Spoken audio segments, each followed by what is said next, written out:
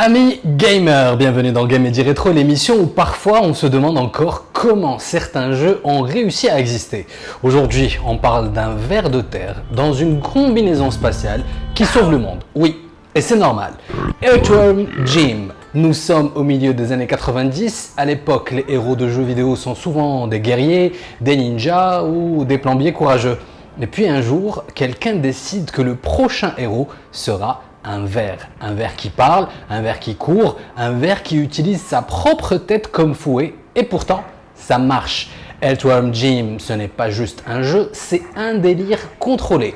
Chaque niveau est différent, chaque idée est inattendue. Un moment, tu sautes entre des plateformes, le moment d'après, tu lances une vache dans les airs, sans vraiment savoir pourquoi. Le jeu ne suit aucune règle, il surprend en permanence, il casse les habitudes, et c'est justement ce qui le rend unique. Mais derrière ce chaos apparent, il y a un vrai savoir-faire, les animations sont incroyables pour l'époque, le gameplay est précis et le level design est aussi ingénieux qu'imprévisible.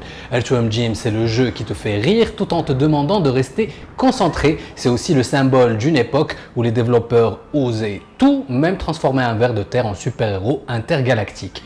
Amis gamers, c'était Game & Rétro, l'émission qui nous rappelle qu'avant les jeux réalistes et les univers sérieux, il y avait des idées complètement absurdes et c'est exactement ce qui le rendait génial. A très vite pour un nouveau voyage en pixels.